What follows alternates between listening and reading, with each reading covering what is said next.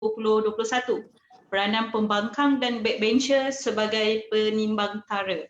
Jadi pada hari ini bersama-sama dengan saya 4 orang panel yang agak disegani. Iaitu izinkan saya untuk memperkenalkan dulu diri saya. Saya Fatihah Salahuddin selaku moderator anda daripada Institute for Research and Development of Policy pada malam ini dan selaku penganjur forum atau webinar kita pada malam ini.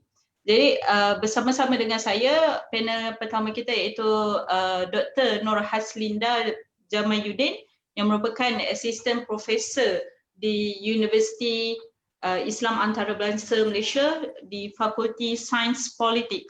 Terima kasih Doktor bersama-sama dengan kita pada malam ini untuk membincangkan satu topik akademik yang saya kira bukan sahaja bersifatkan politik untuk kita dedahkan kepada orang awam apa peranan pembangkang dan backbencher di Dewan Undangan Negeri. Okey, baik. Terima kasih Doktor. Seterusnya kita punya panelis yang kedua iaitu tidak asing lagi dengan ARDP. Kali ini kali yang kedua, YB Tuan Adli Zahari yang merupakan ahli Dewan Undangan Negeri Bukit Katil Melaka. Selamat datang YB. Ini kali kedua ya YB? Ya, terima kasih. Okay. YB daripada Parti Amanah Negara dan kita akan turut bersama-sama dengan kita pada hari ini membincangkan peranan pembangkang dan backbencher dalam Belanjawan 2021. Selamat datang YB, terima kasih. Ya. Dan kita punya panelis yang ketiga iaitu YB Tuan Sivanesan yang merupakan ahli Dewan Undangan Negeri Sungai Perak daripada Parti Democratic Action Party. Selamat datang YB, terima kasih meluangkan masa pada malam ini. Dan seterusnya panelis kita yang keempat, YB Lim Yiwei yang merupakan ahli Dewan Undangan Negeri Kampung Tungku, Selangor daripada Democratic Action Party. Terima kasih YB kerana turut bersama-sama dengan kita pada malam ini bagi membincangkan satu perbincangan yang manfaat saya harapkan untuk rakyat di luar sana. Terima kasih atas jemputan. Ya, terima kasih atas jemputan malam ni. Okey, baik. Sebelum kita mulakan dengan pusingan kita yang pertama, saya ingin maklumkan kepada semua penonton untuk makluman para panelis kita pada malam ini, kita bersiaran secara Zoom dan juga bersiaran secara langsung di Facebook IRDP. Jadi bagi penonton kita di luar sana yang ingin mengajukan soalan kepada para panelis kita pada malam ini, boleh tujukan soalan di ruangan komen dan kita akan pick up dari situ. Untuk pengetahuan dan juga makluman penonton kita di luar sana, webinar kita pada malam ini mempunyai 2 pusingan. Pusingan pertama, pusingan kedua, kemudian baru kita buka sesi soal jawab dan di situ anda boleh mengajukan soalan anda di situ. Baik, hari ini kita dapat lihat salah satu di peringkat persekutuan kita melihat satu undian untuk di peringkat dasar untuk Belanjawan 2021 telah pun diadakan. Dan amalan ini bukan sahaja di peringkat federal atau bukan di peringkat persekutuan sahaja, tetapi amalan ini berlaku di peringkat negeri-negeri juga. Sebab itu penting kita pada malam ini menjemput adun daripada Melaka, daripada Selangor, daripada Perak untuk mengambil bahagian dalam perbincangan kita pada malam ini kerana di luar sana kurang didedahkan belanjawan di peringkat negeri, apa peranan pembangkang dan backbencher di peringkat negeri. Dia unpopular lah, I would say like that. Jadi Dr. Haslinda ataupun Dr. Linda selaku seorang akademia, doktor pun di dalam Fakulti Sains Politik. Jadi tugas pembangkang dan backbencher dari sudut demokrasi ala Westminster ni di peringkat DUN macam mana? Boleh doktor terangkan? Silakan doktor. Bismillahirrahmanirrahim. Assalamualaikum warahmatullahi wabarakatuh. Terima kasih Sister Fatihah selaku moderator kita pada malam ini, yang saya hormati YB Adli Zahari, YB Lim Yiwei dan YB Sivanesan. Dan pada pendengar sekalian, salam sejahtera, selamat malam. Perbincangan kita pada malam ini tertumpu kepada institusi legislatif di peringkat kerajaan negeri, iaitu Dewan Undangan Negeri. Ya, badan legislatif ini seperti mana yang kita maklum, apabila kita bercakap mengenai badan legislatif ini, ianya memainkan peranan yang sangat penting dalam mengubah undang-undang, rang undang-undang dan dasar-dasar yang dibawa oleh kerajaan negeri.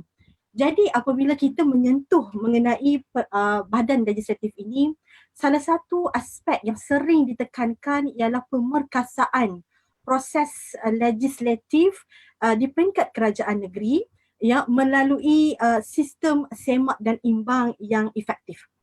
Apabila kita menyentuh mengenai sistem semak dan imbang yang efektif, di sini kita melihat peranan-peranan yang dimainkan oleh yang berhormat, YB kita, wakil-wakil rakyat kita, yang mana mereka ini melalui proses pilihan raya yang diberi mandat oleh rakyat dan memegang posisi yang sangat penting sebagai ahli Dewan Undangan Negeri, sebagai adun di peringkat kerajaan negeri. Jadi apabila kita bercakap mengenai peranan, kita melihat kepada peranan kesemua ahli Dewan Undangan Negeri secara umumnya, mereka ini memainkan peranan yang sangat penting dalam mengubah dasar-dasar. Khususnya apabila kita bercakap mengenai blok pembangkang dan juga backbenchers.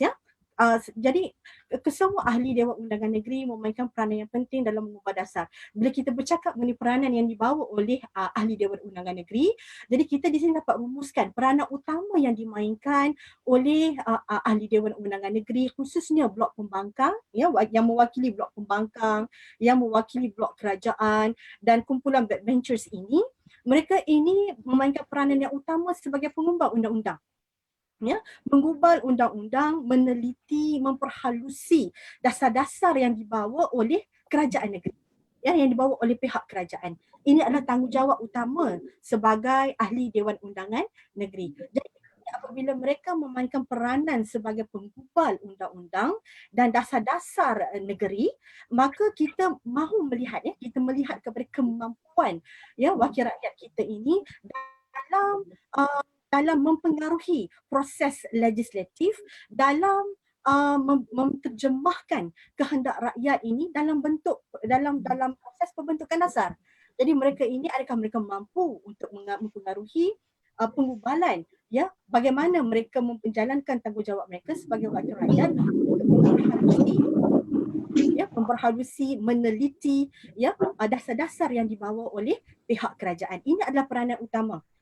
Dan peranan kedua, apabila mereka memainkan peranan sebagai penggubah dasar, mempunyai kuasa untuk mengundi, maka mereka juga memainkan peranan yang penting sebagai wakil rakyat. Mereka mewakili rakyat.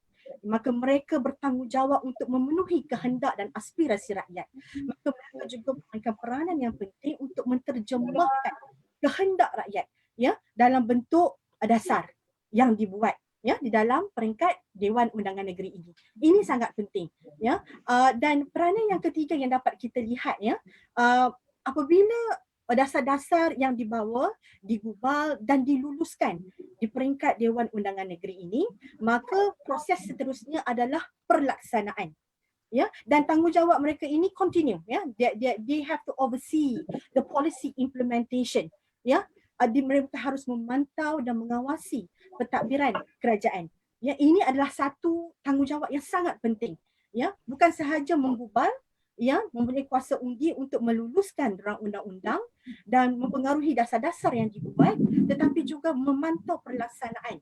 Dan apabila mereka mengambil, memainkan peranan ini dalam memantau dan mengawasi pentadbiran kerajaan, maka ini membawa kepada peranan yang seterusnya, iaitu mereka haruslah diberi ruang dan peluang untuk mengkritik dan menegur sekiranya terdapat kelemahan dari sudut pelaksanaan pentadbiran, dari segi urus takbir kerajaan negeri. Sekiranya ada ketirisan, kelemahan daripada program-program yang dilaksanakan, maka mereka ini harus diberi ruang dan peluang untuk mengkritik, mempersoalkan sekiranya terdapat kelemahan dari sudut pentadbiran. Pada pandangan saya sebagai ahli akademik, dapat saya rumuskan, ini adalah 4 peranan utama yang dimainkan ya oleh ahli Dewan Undangan Negeri.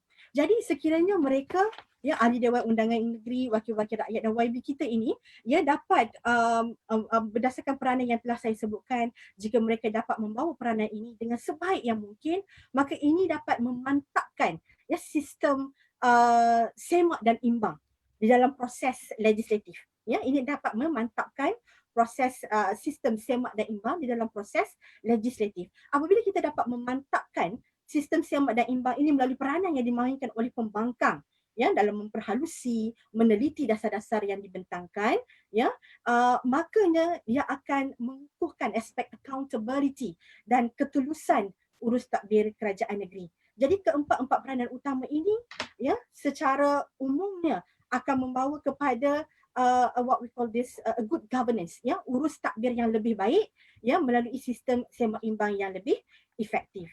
Namun saya ingin tekankan ya bila kita bercakap mengenai peranan adun ya secara umumnya ahli Dewan Undangan Negeri, khususnya blok daripada yang mewakili blok pembangkang dan juga kumpulan backbenchers ini ya, ramai yang beranggapan ya apabila kita bercakap mengenai, kita jelas ya blok pembangkang adun yang mewakili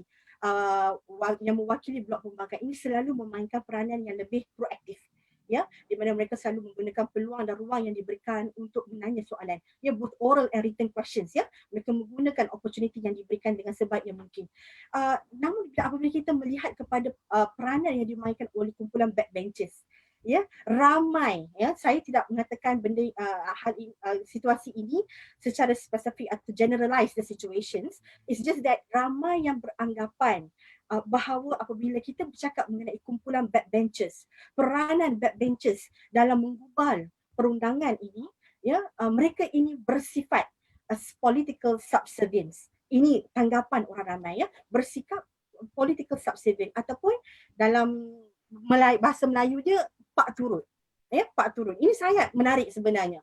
Ya, apabila ramai yang beranggapan ya kumpulan backbenchers ini daripada blok kerajaan ya, selalunya ia bersifat political subservient, di mana mereka ini dilihat kurang berkemampuan untuk mempengaruhi proses legislatif kerana mereka sering terikat kepada arahan political party ya, di mana mereka tidak diberikan autonomi, kebebasan untuk mengundi ya berdasarkan kepada undang-undang dan isu-isu yang telah dibentangkan di Dewan Undangan Negeri.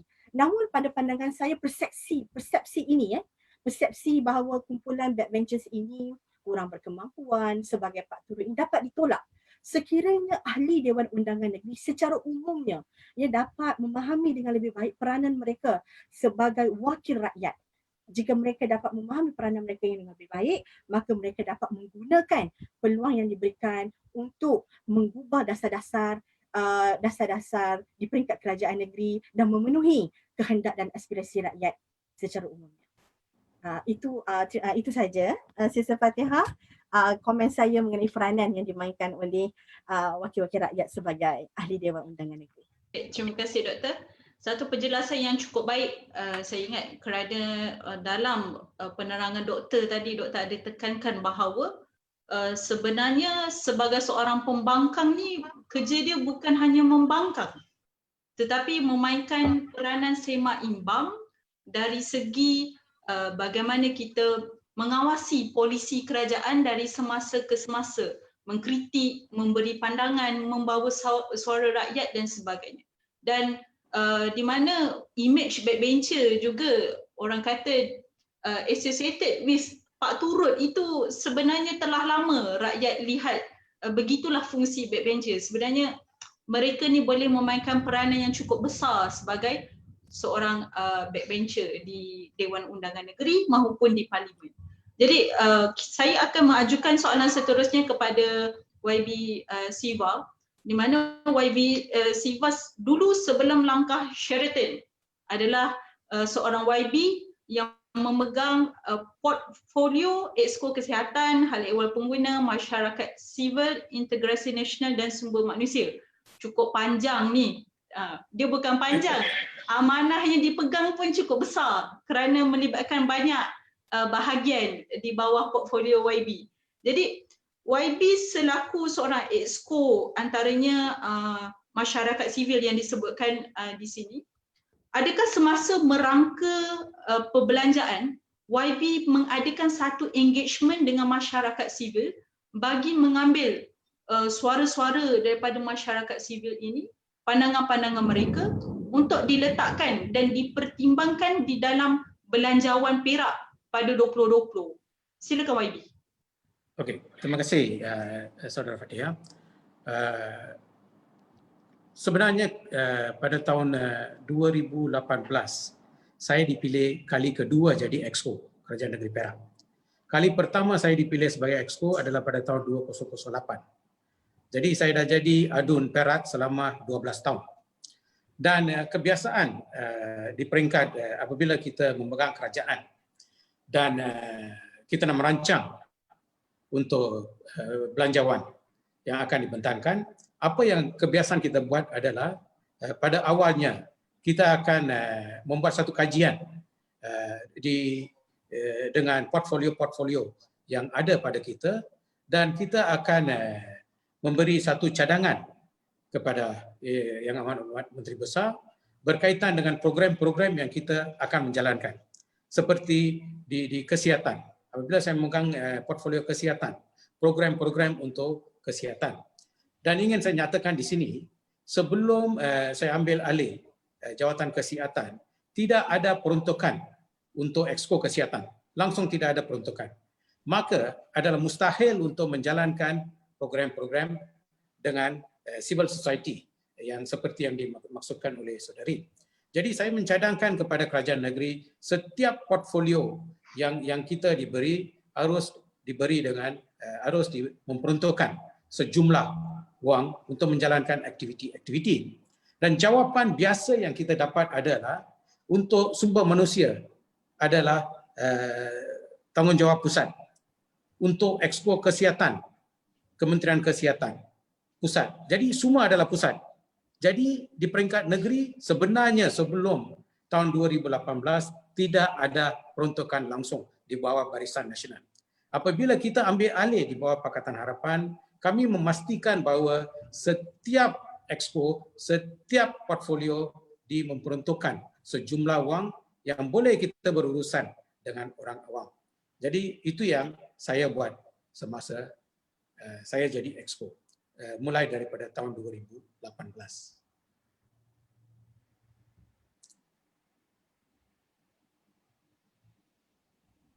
Pada masa yang sama kita juga akan dapat maklum balas daripada civil society sebab most of the time we are in the field. Jadi apabila kita dapat maklum balas kita akan bawa balik. Baru-baru ini seorang menteri asnya Menteri Sumber Manusia apabila disoal kenapa dalam pembentangan bajet 2021 tidak ada peruntukan untuk sekolah-sekolah Tamil? Jawabnya, beliau tidak tahu apa-apa kerana perbincangan bajet ini akan dilakukan oleh Menteri Kewangan dan Perdana Menteri. Ini adalah salah. Sebab apabila kita dapat maklum balas, Tuan YB Adli akan setuju dengan saya. Kita akan adakan pre-budget meeting. Dalam pre-budget meeting, kita akan membentangkan keperluan kita. Dan Menteri Besar akan ambil dalam perhatian dan itu akan dimasukkan ke dalam bajet. Jadi apa yang keluar dalam bajet itu adalah input daripada setiap Exco. Termasuk 3 orang ex-official, iaitu pegawai kewangan, pegawai undang-undang dan setiausaha negeri.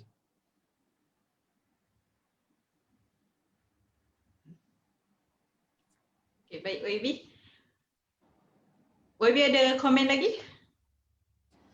Komen seperti yang dinyatakan, dan hari ini topik hari ini dia sebenarnya ada 2 lim. Yang itu perbahasan bajet ahli backbencher. Apakah peranan backbencher dan apakah peranan pembangkang? Dan kita harus lihat dua senario. Senario sebelum pre-2008. Sebab sebelum 2008, kebiasaan ini pembangkang akan jadi pembangkang daripada pilihan raya ke pilihan raya. Dan hanya mulai daripada 2008, pembangkang telah jadi kerajaan. Contohnya di Selangor, contohnya di Kedah, contohnya di Melaka, Perak, Pulau Pinang. Jadi apabila kita jadi kerajaan, kita ada pengalaman sebagai pembangkang dan sebagai kerajaan. Sebagai pembangkang, tugasan kita bukan saja ada untuk mengkritik usaha-usaha kerajaan, tetapi mengkritik dengan asasnya, mengkritik dengan secara konstruktif. Itu yang dilakukan sekarang. Backbencher, oleh kerana kita telah pun jadi kerajaan, selaku backbencher, we have got the collective responsibilities. Jadi you work on the platform of collective responsibilities. Namun demikian, jika kerajaan salah, kita tetap kena maklumkan bahawa mereka ini salah. Sebab seperti yang dikatakan oleh Dr. Nom, yang 4 peranan ahli Dewan Undangan Negeri, itu adalah peranan yang penting yang kita setiap adun harus memahami dan menjalankan tugas di antara 4 peranan. Tetapi apabila sampai ke bajet adalah satu yang berbeza. Kita tak boleh bandingkan bajet negeri dan bajet persekutuan. Umpamanya di Perlis, kalau kita lihat Perlis, populasi Perlis adalah lebih kurang 350,000 saja. Dan jumlah peruntukan tahun lepas yang diluluskan adalah hanya 253 juta saja. Dan apabila kita banding ke semua 12 negeri, daripada Perlis hingga ke Sabah Sarawak, jumlah yang untuk peruntukan tahun ini adalah hanya lebih kurang 25 bilion saja. Tapi peruntukan pusat kali ini adalah 322 bilion. Jadi kita tak boleh banding yang bajet kita dengan bajet. Jadi secara automatik orang awam ingin tahu apa dia akan dapat daripada kerajaan persekutuan. Dan bila kita banding dengan India dengan Malaysia, di India apabila dia kerajaan persekutuan kutip GST, maka 50% daripada kutipan itu akan diserap balik kepada negeri masing-masing. Tetapi itu tidak dilakukan di sini. Kita tidak, negeri tak dapat apa-apa. Kalau dapat pun agak sedikit. Jadi kebanyakan belanja itu adalah dalam kutipan dalam negeri saja. Jadi we have to work within that particular. Jadi bila kita nampak di Selangor 6.7 bilion ringgit tahun lepas, 2.3 bilion. Tetapi jumlah penduduk adalah 6.7 juta. Jadi nisbah perbelanjaan kepada penduduk atau populasi itu tidak selaras. Di Perak, kali pertama tahun lepas, kita memperuntukkan 1.1 bilion ringgit. Tapi populasi Perak adalah 2.7 juta. Jadi within the negeri, apa yang kita dapat belanja adalah agak sedikit. Dan pendapatan kita di Perak, umpamanya, pendapatan daripada perhutanan, kayu balap, pendapatan daripada cukai tanah, cukai pintu. Jadi tidak ada banyak daripada perladangan dan sebagainya terhad pendapatan kita. Jadi kita tak bolehlah banding dengan perbelanjaan oleh pembentang yang dibentangkan oleh kerajaan pusat. Jadi it's two different scenario. Okey, baik. Terima kasih YB. Jadi jelas perbelanjaan di antara negeri itu sendiri berbeza kerana mengikut populasi atau penduduk keperluan negeri yang tertentu dan juga berbeza antara negeri dan persekutuan. Jadi penjelasan YB tadi memang menjelaskan bahawa tidak sepatutnya kita compare atau bandingkan perbelanjaan di antara negeri dan juga di antara negeri dan di peringkat persekutuan. Jadi soalan saya seterusnya kepada YB Adli selaku dulu YB memegang sebagai Menteri Besar Melaka. Dulu kita selama 60 tahun kita menjadi pembangkang. Tiba-tiba YB memegang sebagai Menteri Besar Melaka.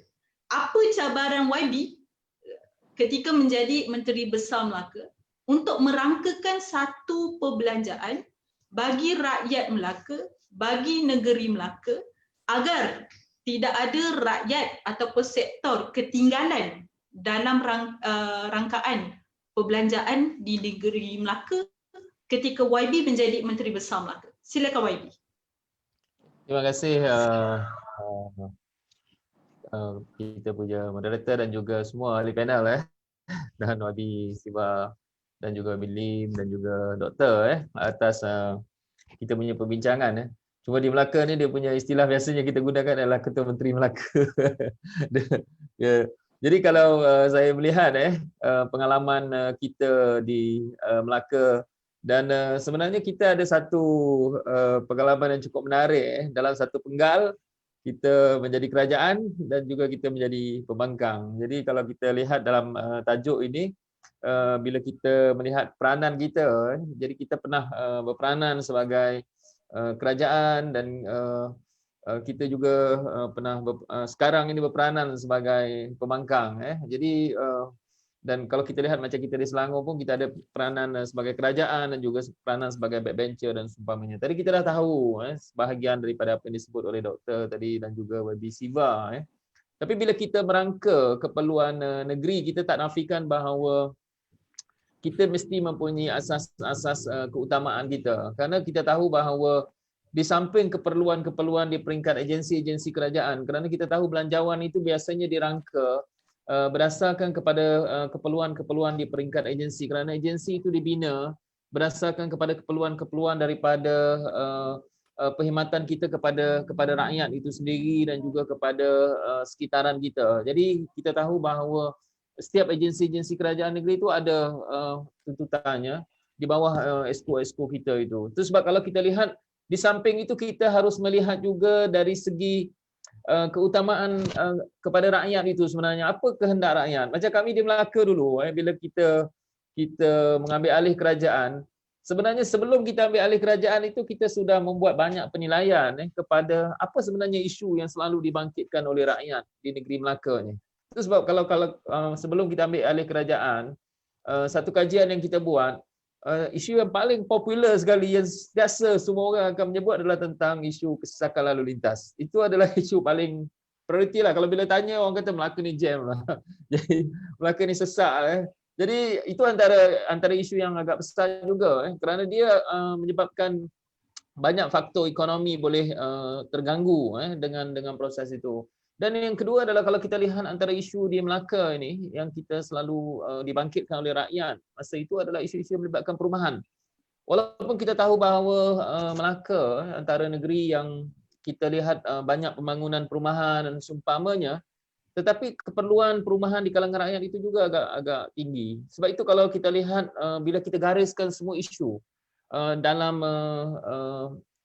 kelompok masyarakat itu ataupun dalam status masyarakat itu, dalam kepelbagaian bidang-bidang macam tadilah, ada esko kesehatannya sumber manusia, esko macam saya sendiri memegang kewangan, tanah dan juga ekonomi di peringkat negeri kerana kita tahu pembangunan itu harus dibuat. Macam di Melaka dulu ada satu kajian tentang pembangunan Melaka berbanding dengan keperluan pembangunan dengan ekonomi rakyat. Ada satu kajian yang dibuat oleh Bank Dunia kepada Melaka menyebut bahawa kadar pembangunan kita hanya pada kadar 18% saja. Sedangkan kalau kita mahu melihat Melaka ini boleh sustain, dia sepatutnya pembangunan itu sudah mencecah sehingga 30% sepatutnya. Jadi maknanya kita masih terkebelakang 12%. Itu sebab kalau kita lihat dari sudut pekerjaan kepada mereka yang mempunyai pendapatan tinggi, memang di Melaka ini kebanyakan orang menyebut pekerjaan itu memang ada, tetapi untuk mendapatkan pendapatan yang tinggi itu agak sukar, terutamanya bagi mereka yang mempunyai pendidikan tinggi. Jadi ini sebenarnya daripada kajian, daripada input di kalangan masyarakat, daripada masa kita Pakatan Harapan dulu memang kita mempunyai beberapa janji kita kepada rakyat berdasarkan kajian yang kita buat dan begitulah juga berdasarkan kepada input daripada agensi-agensi ini. Jadi semua ini kita rangkumkan dalam kita merangka belanjawan kita di peringkat negeri. Sebab itu bila kita di Melaka itu banyaklah inisiatif-inisiatif baru yang bila kita buat. Contohnya macam kita tahu bahawa ada orang ada tanah tapi dia tak boleh buat rumah. Jadi kita datang dengan model rumah peduli. Lepas tu bila kita tahu golongan belia contohnya agak suka untuk mendapatkan rumah, sebab kita tahu di Melaka ini banyak isu-isu perumahan itu, mereka suka untuk mendapatkan rumah. Jadi akhirnya kita lahirkan konsep kita dalam manifesto kita sendiri, iaitu rumah berkat. Rumah berkat di mana orang muda boleh sewa dengan kadar RM150 untuk tempoh 3 tahun. Jadi ini sebenarnya banyak membantu kepada bila kita merangka dasar-dasar ini. Dan bila kita menyediakan masa peringkat awal tahun 2018 itu dan kita mulakan pada 2019 itu, kita sediakan peruntukan sekitar RM6 juta untuk pembangunan rumah berkat. Kita dapat 3 juta daripada kerajaan persekutuan dan 3 juta daripada lembaga perumahan di peringkat negeri. Jadi bila kita merangka keperluan-keperluan rakyat ini, di samping memang kita tahu kita punya asas atau dasar untuk membantu rakyat melalui manifesto dan beberapa rangka kita, tetapi trust kita dalam kita membentuk belanjawan dan juga tanggungjawab kita di peringkat kerajaan negeri itu adalah suatu yang cukup penting. Sebab itu kalau kita pergi balik kepada tajuk kita dalam kita membina sama ada kita kerajaan ataupun kita pembangkang ataupun kita backbencher, sebenarnya yang paling penting adalah bagaimana kita orang kata benar-benar menghadamkan sesuatu dasar dan polisi yang kita bincangkan di dalam Dewan Undangan Negeri ataupun polisi-polisi kerajaan, ataupun yang paling penting macam saya dulu, penilaian saya kepada polisi-polisi kerajaan ini adalah melalui apa yang saya sebut sebagai hari bertemu rakyat itu. Memang saya konsisten dalam tempoh 22 bulan itu, setiap minggu akan ada satu hari di mana saya akan bertemu dengan rakyat sekitar 60 ke 100 orang, siapa pun boleh berjumpa. Dan mereka, tugas saya adalah mendengar pandangan-pandangan mereka. Jadi dia sebenarnya bagi saya lah, konsep pemimpin yang baik ini mesti boleh mendengar. Saya jumpa hampir 4,000 orang lebih yang mereka mengemukakan banyak isu-isu berhubung dengan dasar-dasar kita. Kadang-kadang kita merasakan macam dasar tanah kita dah perbaiki, tapi mereka mengatakan, oh kami nak dapatkan kelulusan ini mengambil masa sehingga 8 bulan, 9 bulan. Sedangkan kita letak polisi mesti diselesaikan dalam tempoh 3 bulan. Tapi tidak berlaku di peringkat rakyat itu.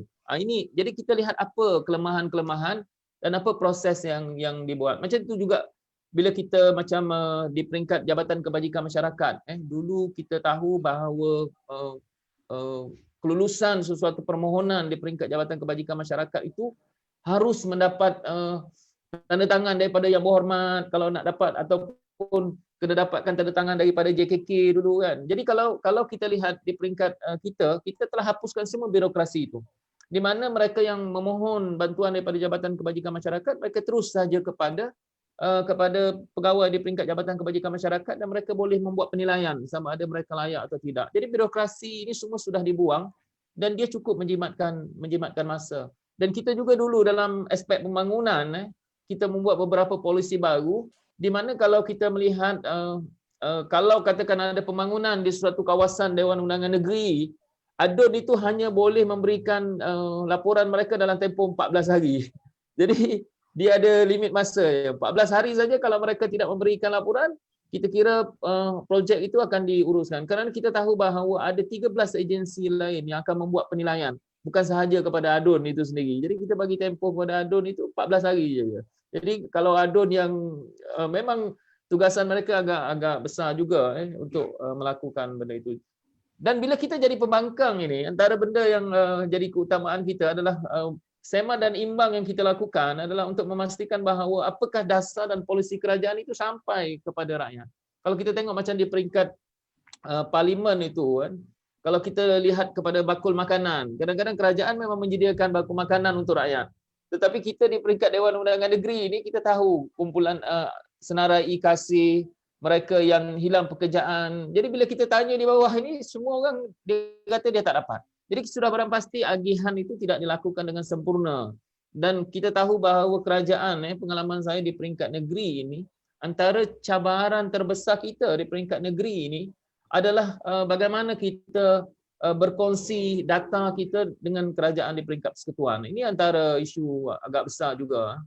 Itu sebab kalau saya melihat bahawa ini adalah cabaran yang paling besar bagi bukan sahaja bagi negeri Melaka saya rasa, dan ini bagi Malaysia juga. Dan kalau kita tengok macam isu Selangor dan juga Kementerian Kesihatan, data kesihatan pun agak sukar juga. Jadi kalau kita lihat bukan sahaja data yang melibatkan kesihatan rakyat, data yang melibatkan golongan sasar kita untuk menerima bantuan, data yang melibatkan pengangguran dan seumpamanya, ini adalah cabaran antara negeri dan juga kerajaan di peringkat persekutuan. Dan ada satu poin lagi, pengalaman saya di peringkat kerajaan negeri, pernah dulu saya antara benda yang saya tanya dalam soal belanjawan ini, pernah saya tanya, apakah model yang kita gunakan sekarang ini betul atau tidak? Model perbelanjaan, kewangan dan sebagainya. Saya pernah membangkitkan soal itu sebenarnya. Kerana bagi saya model yang kita gunakan ini, macam tadi YB Siva ada menyebut, rakyat 2.7 juta, perbelanjaan bajet dia mungkin sekitar 1 bilion. Macam di Melaka hampir 1 juta, bajetnya sekitar 300 masa 2019 390 juta.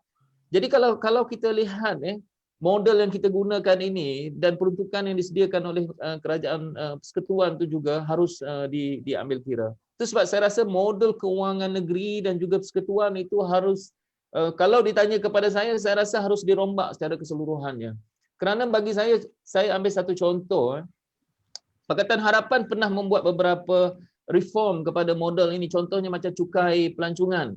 Kerajaan persekutuan di kala Pakatan Harapan memimpin itu sudah mengagihkan 50% daripada cukai pelancongan itu, 50% untuk negeri dan 50% untuk kerajaan persekutuan. Jadi diagihkan dua. Tapi saya fikir tidak sekadar kepada cukai pelancongan sahaja, tetapi kepada perkara-perkara lain. Sebagai satu contoh, kalau kita lihat macam di Melaka dulu, cukai yang diserahkan kepada kerajaan persekutuan keseluruhan dari segi industri dan seumpamanya adalah sebanyak 5 bilion. Jadi kalau 5 bilion ringgit ini 10% sahaja dipulangkan kepada negeri, negeri sudah mendapat hampir 500 juta ringgit. Jadi bayangkan bajet Melaka 390 juta saja.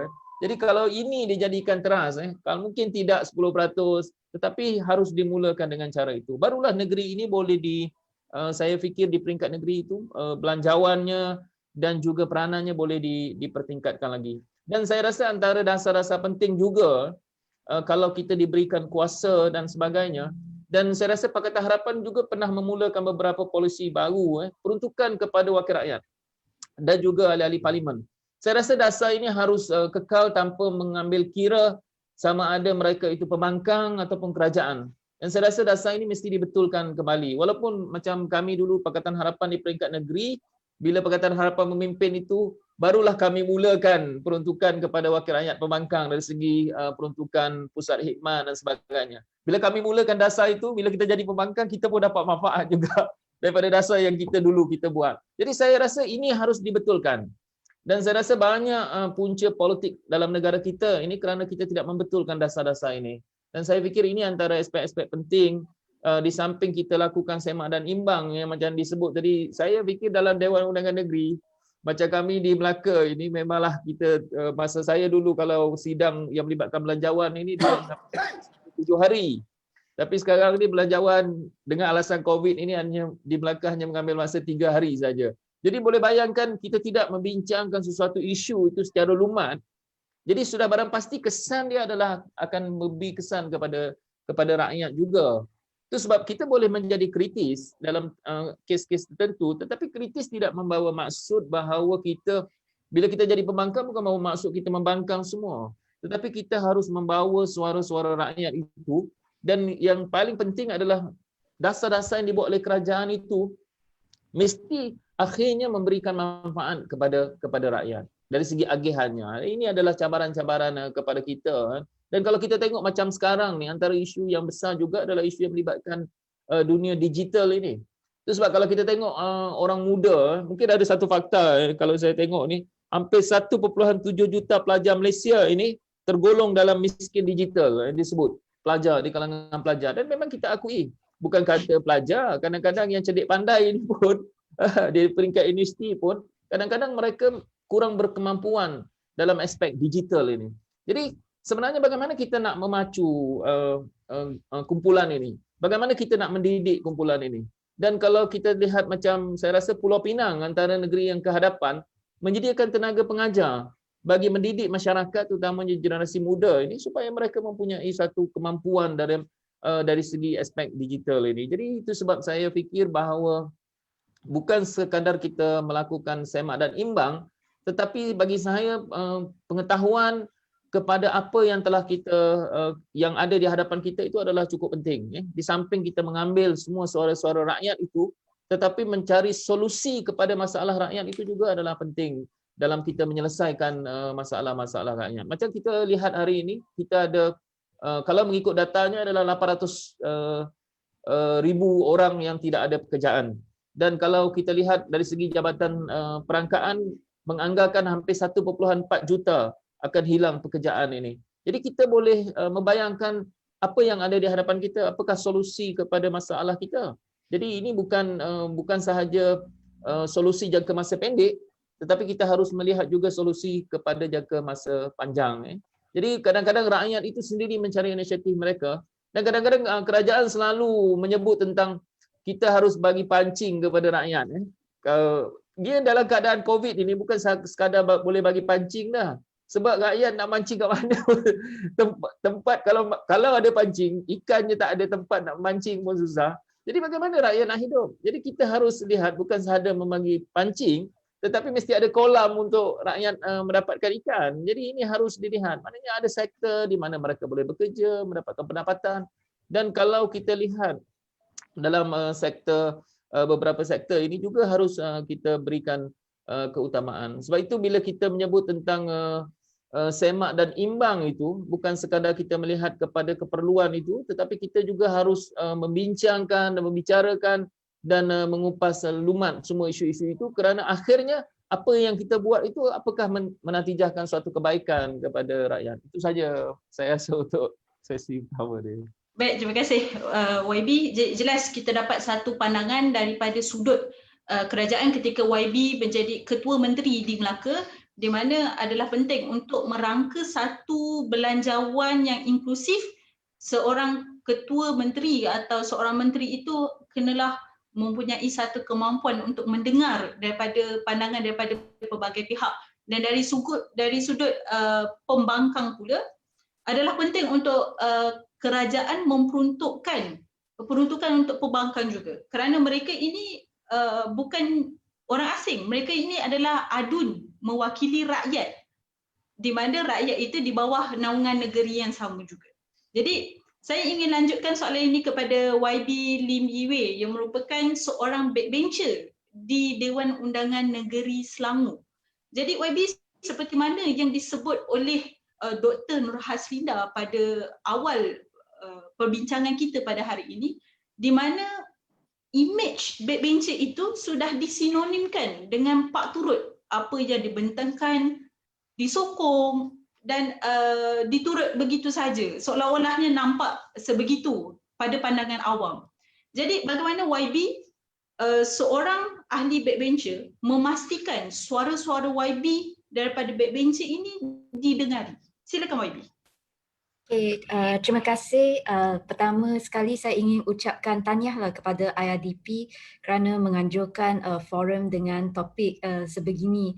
Memang saya paling junior di sini, tapi saya juga mendapati bahawa hal-hal tentang pentadbiran kerajaan negeri dan juga belanjawan kerajaan negeri kurang mendapat perhatian daripada orang ramai. So good job kerana mengedepankan isu ini. Jadi sebagai seorang backbencher, saya rasa persepsi bahawa backbencher tu macam pak turut lah. disebabkan juga sebab wording terutamanya dalam bahasa Malaysia kan, backbencher tu dipanggil, kita ada Backbenchers Club lah, so dia BBC kan, dia dipanggil Kelab Penyokong Kerajaan, yang memberi satu image di mana apabila kerajaan kata ya, backbencher semestinya kata ya, padahal ia tidak semestinya begitu. Dan di Kerajaan Negeri Selangor sejak 2008 banyak reformasi lah telah dilakukan kepada Dewan Negeri Selangor, yang terutamanya ialah kewujudan jawatan kuasa pilihan khas. Dan saya duduk dalam jawatan kuasa pilihan khas kira-kira wang awam, yang dikenali sebagai Public Accounts Committee lah, so PAC, yang diberi mandat untuk meneliti perbelanjaan ataupun pengurusan kewangan kerajaan negeri dan juga agensi-agensi di bawah Kerajaan Negeri Selangor. Dan di situ di Selangor, JK Pilihan Khas PAC diketuai oleh Ketua Pembangkang, iaitu YB Sungai Tua, Sungai Air Tawar. Sungai Tua tu Menteri Besar. Tetapi melalui jawatan kuasa pilihan khas yang dianggotai oleh pembangkang dan juga backbencher. So backbencher diberi ruang untuk meneliti, menegur dan mengkritik cara pentadbiran dan juga pengurusan kerajaan negeri. Dan hasil daripada jawatan kuasa pilihan khas biasanya dia keluar dalam bentuk satu penyata yang akan dibentangkan di Dewan Negeri semasa sidang. Jadi untuk PAC, kami telah meneliti laporan Ketua Audit Negara lah, yang terkini kami sedang go through laporan Ketua Audit Negara tahun 2018 siri 2, di mana Majlis Sukan Negeri Selangor telah diaudit lah oleh Jabatan Audit Negara, dan kami juga telah bawa penyata itu ke Dewan Negeri. Dan PAC juga telah mendapat satu aduan daripada whistleblower tentang Yayasan Selangor. Dan apa yang PAC telah buat ialah kita tak sembunyikan report itu, tetapi kita buat pendengaran dengan Yayasan Selangor, panggil agensi tersebut untuk memberi kenyataan dan juga menghasilkan satu penyata yang dibawa ke Dewan Negeri. So itu salah satu cara di mana backbencher boleh mempersoalkan kalau rasa ada sesuatu yang tak berapa kena dengan hal pentadbiran kerajaan negeri, dan juga bawa ke Dewan Negeri untuk dibahas dengan semua ahli Dewan Negeri yang lain. Dari segi belanjawan negeri Selangor, saya amat setuju apa yang YB Adli katakan tadi. Ia merupakan satu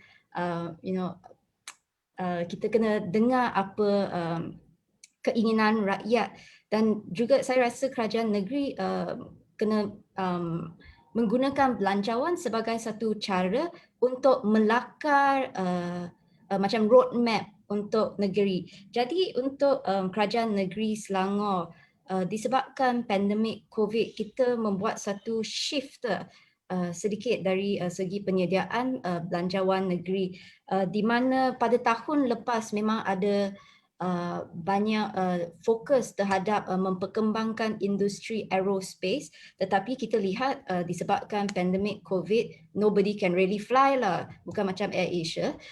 So kami telah membuat satu peralihan di mana belanjawan kerajaan negeri Selangor sekarang fokus kepada membina daya tahan atau resilience kerajaan negeri. Dari segi pembangunan modal insan, tadi YB Adli pun sebut tentang 1.7 juta pelajar di seluruh Malaysia miskin digital. So we are looking at all of that, dan kami sedang cuba meneroka sektor ekonomi baru untuk mewujudkan kolam yang baru supaya warga Selangor dapat memancing bersama-sama. Dan kami sebagai backbencher dalam perbahasan belanjawan negeri Selangor, memang ada kalinya kami lebih membangkang daripada pihak pembangkang sebenarnya. Dan saya rasa itu sesuatu perkara yang baik. So contohnya satu peristiwa di mana saya memang membantahlah terhadap salah satu tindakan kerajaan negeri, ia di bawah sektor alam sekitar, di mana terdapat cadangan untuk menyahwatakan sebahagian daripada hutan simpan Kuala Langat Utara. Dan saya seorang yang kerap buat outreach dengan masyarakat orang asli di Semenanjung dan masyarakat orang asal di Sabah dan Sarawak. So walaupun saya sedar bahawa cadangan pembangunan di kawasan itu mungkin ada kebaikan ekonomi kepada kerajaan negeri dan negeri Selangor secara keseluruhannya, tetapi personal conviction lah saya ialah sekiranya bagaimana saya boleh pergi ke negeri lain, contohnya ke Pahang ataupun ke Sabah dan Sarawak dan bercakap tentang hak tanah adat orang asli dan orang asal, tetapi tidak bersuara untuk masyarakat orang asli di negeri saya sendiri. So that was when saya berdirilah untuk membantah dalam ucapan perbahasan dasar belanjawan negeri Selangor di mana, and I think one good thing is kerajaan negeri juga menerima ia dengan baik. Dan kami dalam perbahasan yang lain, perbahasan usul yang dibawa oleh YB Najwan Halimi dari Kota Anggerik, Dewan Negeri juga telah meluluskan satu usul untuk menjaga dan melindungi hutan simpan di negeri Selangor yang sedia ada. So that is my experience lah, pengalaman saya so far sebagai backbencher. Kadang-kadang juga yang terakhir ni, kadang-kadang juga apabila saya rasa apabila saya berdepan dengan satu isu yang mungkin saya tidak berapa setuju dengan kerajaan negeri, tetapi juga saya sedar dia isu yang agak eksplosif lah contohnya. So sebelum membantah terus di arus media perdana dan sebagainya, saya juga akan rujuklah dengan pihak kerajaan, misalnya Exco, sebab sebagai backbencher kita tidak terlibat dengan semua workings lah of kerajaan negeri. So mungkin ada sesetengah perkara yang kami tidak tahu dan mungkin terdapat cara yang lebih baik untuk menyelesaikannya. So my habit is I akan check dengan Exco terlebih dahulu, tetapi sekiranya saya betul-betul tidak bersetuju, then I will bring it, sama ada dalam media ataupun dalam sidang dewan. So itu pengalaman saya sebagai backbencher setakat ini. Terima kasih. Baik, terima kasih YB atas penerangan YB tadi. Sebenarnya daripada kalau kita ikuti penerangan YB sebenarnya daripada tadi, kita dapat lihat pihak pembangkang dia boleh memainkan satu peranan yang aktif melalui jawatankuasa yang ditubuhkan sama ada di Dewan Undangan Negeri maupun di Parlimen. Itulah tujuannya jawatankuasa pilihan khas diwujudkan supaya pihak pembangkang itu dapat dilibat uruskan dalam merangka sesuatu dasar atau mengawasi sesuatu dasar.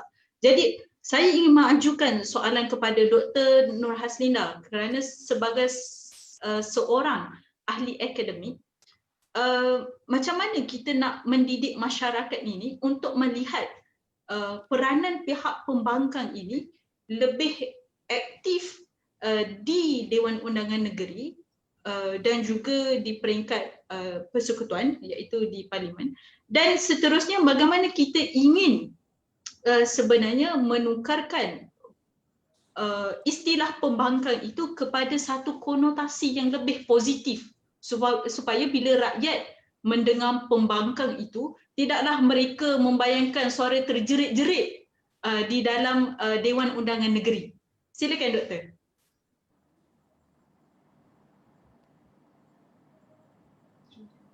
Doktor sila unmute.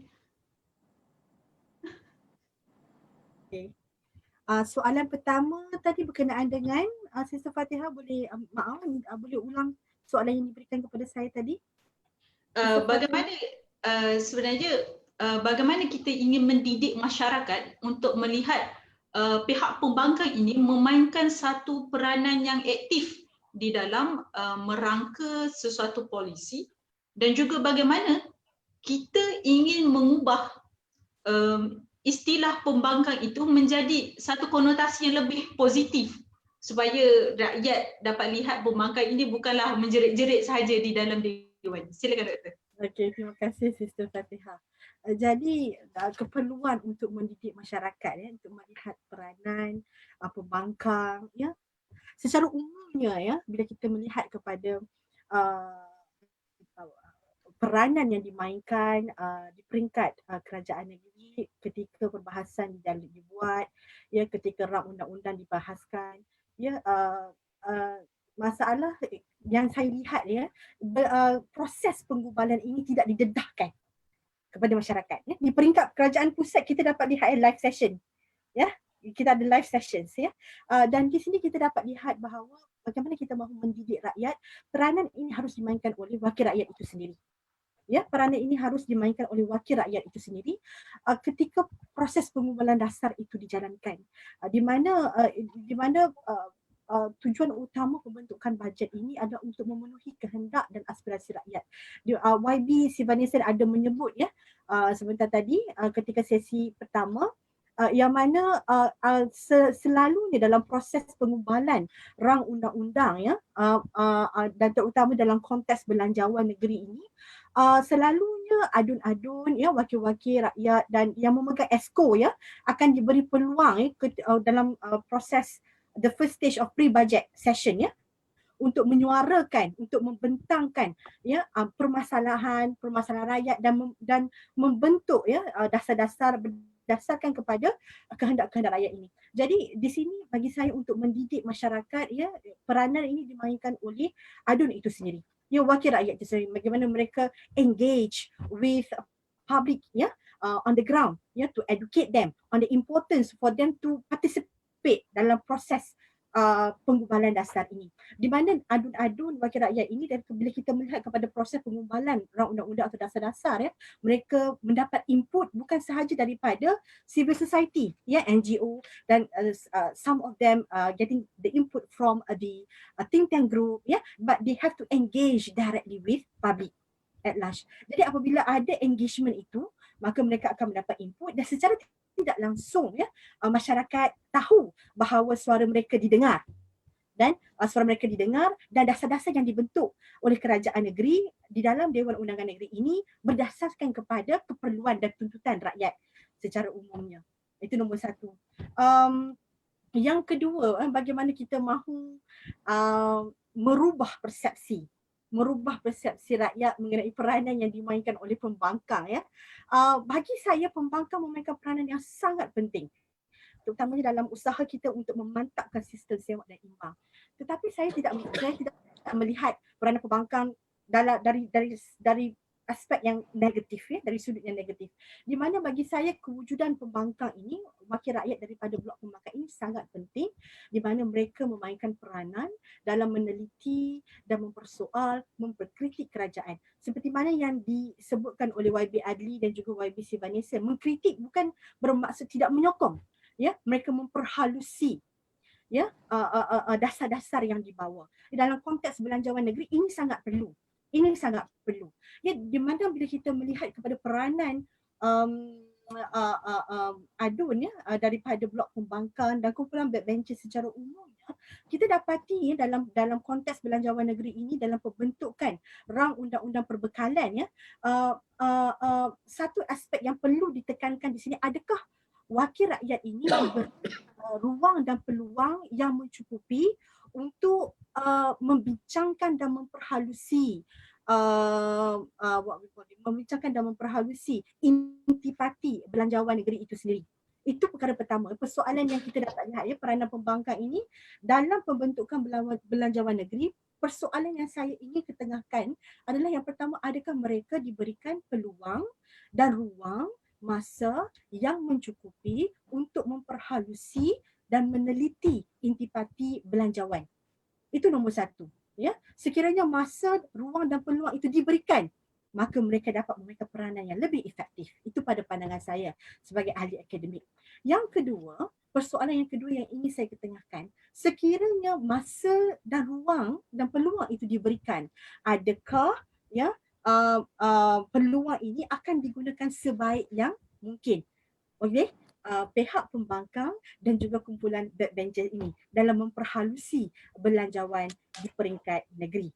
Ya, ini adalah satu persoalan yang sangat penting yang perlu kita lihat dalam memantapkan lagi unsur check and balance dalam proses pengubalan undang-undang. Di sini kita melihat kepada konteks belanjawan negeri. Dan saya setuju apabila YB Adli Zahari tadi menyebut mengenai pentingnya ya untuk wakil rakyat ini memahami, berbincang secara lumbat ya mengenai intipati belanjawan dan mereka ini memahami dasar-dasar yang dibincangkan. Tetapi bila kita melihat kepada keadaan sekarang, kita dapati ya disebabkan pandemik yang masa yang diberikan agak very limited ya, time ya, very limited, dan mereka tidak diberikan masa yang mencukupi untuk membahas, meneliti ya intipati belanjawan ini. Daripada 7 hari dikurangkan kepada 3 hari, very limited time given to them.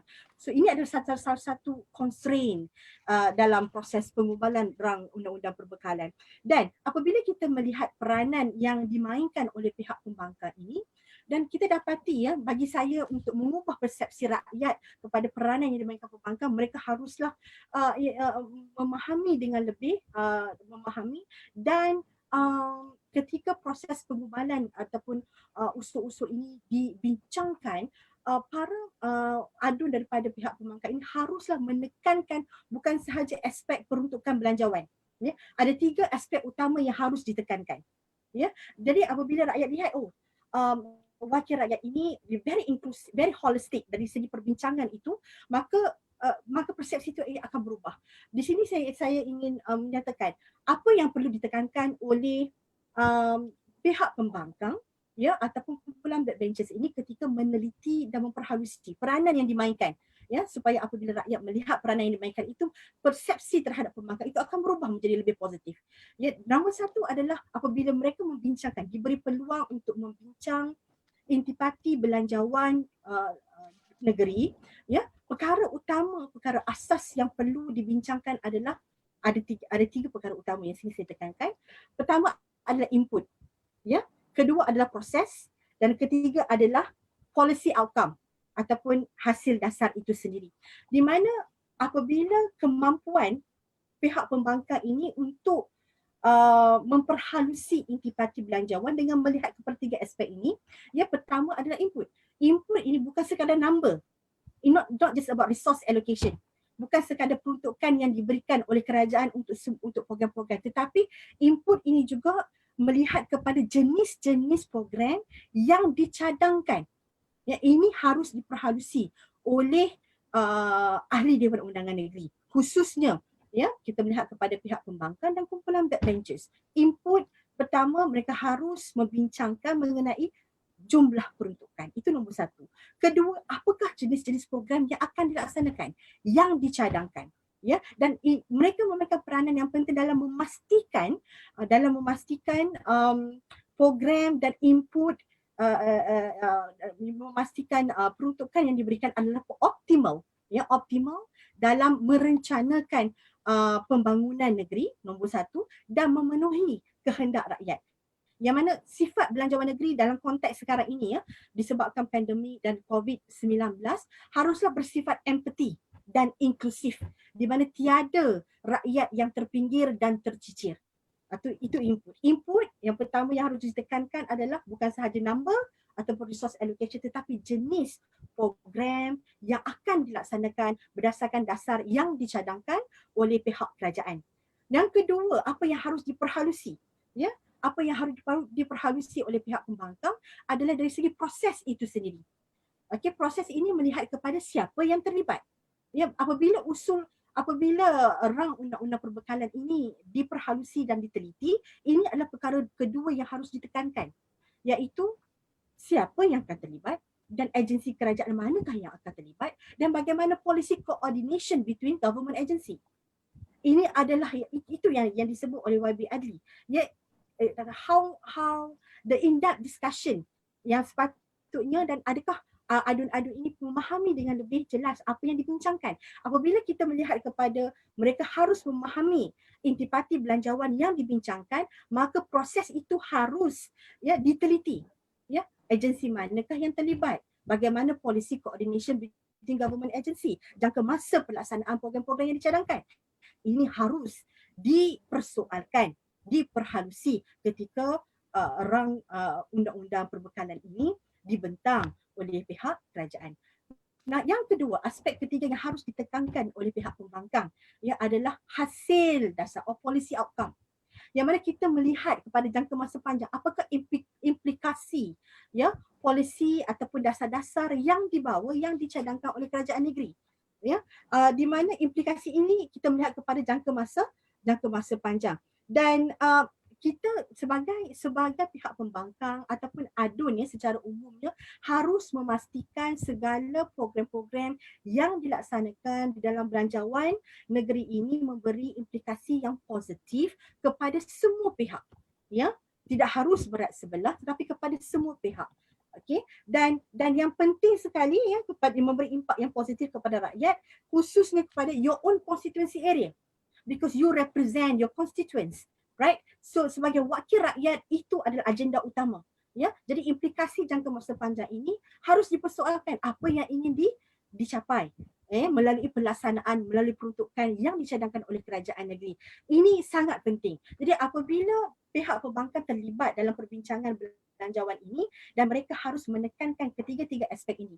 Dan apabila mereka berhujah ataupun apabila mereka berbincang dan meneliti intipati belanjawan negeri ini, kualiti hujah itu sangat penting.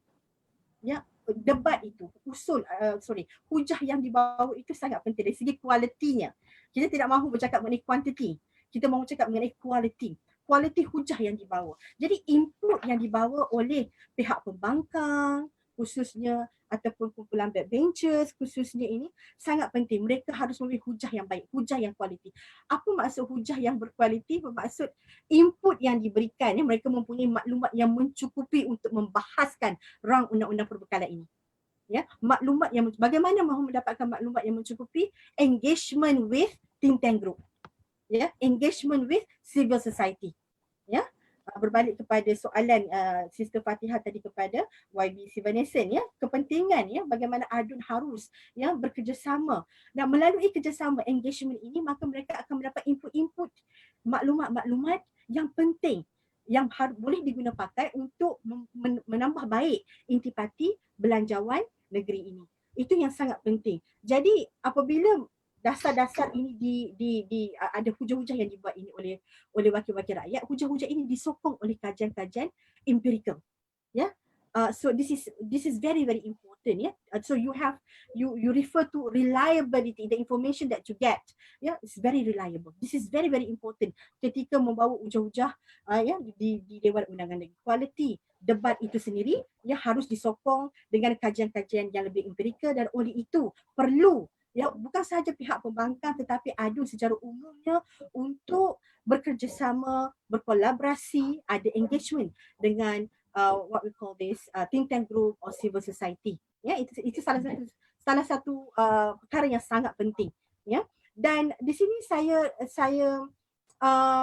ingin menekankan keperluan bila kita melihat kepada peranan pembangkang ini perlu untuk memberi freedom dan autonomi yang mencukupi kepada mereka untuk meneliti, untuk memperhalusi intipati belanjawan, to voice out their opinion dan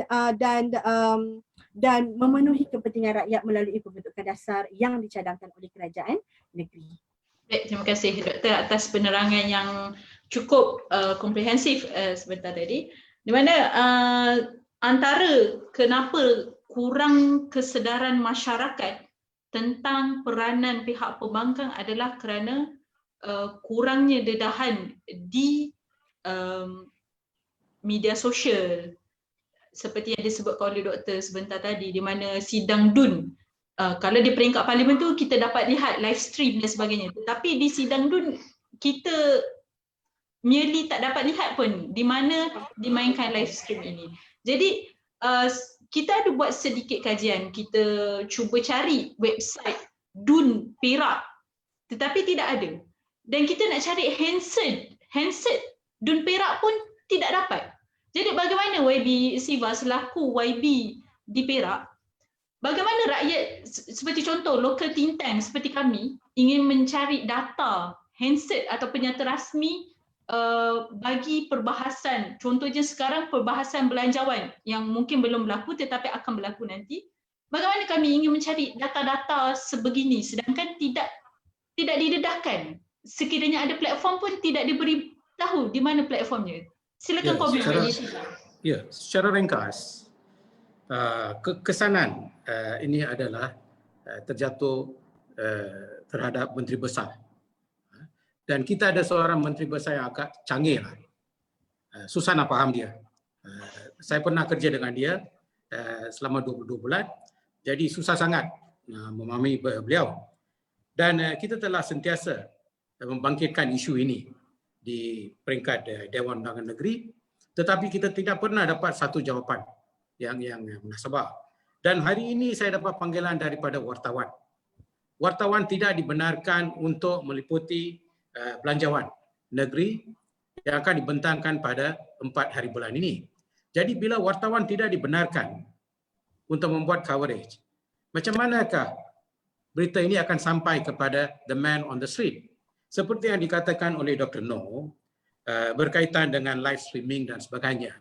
Ini akan sampai kepada satu golongan yang terhad, yang berpendidikan, yang mempunyai internet dan sebagainya.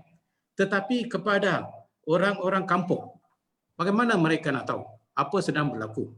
Tetapi hari ini saya tertarik dengan 2 istilah, iaitu satu dipanggil backbenchers sebagai patrot dan pembangkang sebagai apa yang dikatakan hanya setakat jerit-jerit saja.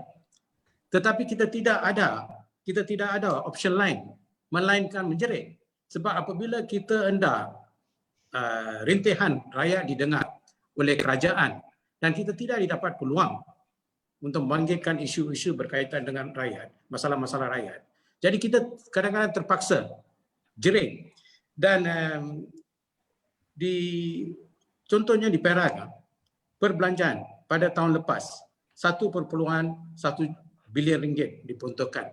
Lebih kurang 68% adalah untuk pentadbiran, untuk imualiman. Jadi akhirnya untuk perkhidmatan rakyat hanya adalah 20%. Jadi kita kalau kita bincang tentang delivery system kepada rakyat, memang kurang memuaskan. Tetapi ini adalah kerajaan, tanggungjawab kerajaan. Dan saya nampak dalam 12 tahun saya ni sebagai adun, adalah perubahan di antara adun-adun seperti yang dikatakan oleh saudari Limi Wei, bahawa walaupun ada dalam kerajaan, walaupun backbencher, kalau satu isu beliau tidak setuju selepas bincang dengan kerajaan, beliau terpaksa membangkitkan isu itu di Dewan. Dan kita pun telah melakukan perkara. Saya nampak sekarang yang Wakil Rakyat Barisan Nasional pun, walaupun mereka dalam kerajaan sekarang, mereka telah membangkitkan beberapa isu bertentangan dengan kerajaan mereka sendiri. Begitu juga kita pun, kita membangkitkan isu-isu rakyat. Tetapi semuanya adalah tanggungjawab Menteri Besar. So, it's the effectiveness of the Menteri Besar of the day, whether he is effective or not. Dan juga kita tidak akan bagi masa yang panjang untuk berbahas. Dr. Noh kata memberi peluang untuk berbahas kepada adun-adun. Kalau kita ada peluang, kita boleh bahas. Dan kita sediakan ucapan kita untuk setengah jam. Tetapi diberi 15 minit. Gulung, tutup. Jadi macam mana kita nak bawa rintihan rakyat kepada Dewan yang sepatutnya memberi masa yang cukup untuk mendengar masalah-masalah rakyat. Baik, terima kasih YB atas penerangan YB sebentar tadi. Jadi di sini kita dapat lihat sebenarnya istilah backbencher sebagai pak turut, pembangkang menjerit-jerit kerana tidak ada option lain melainkan untuk mendapatkan perhatian di Dewan itu sendiri. Baik, soalan saya seterusnya kepada YB Adli.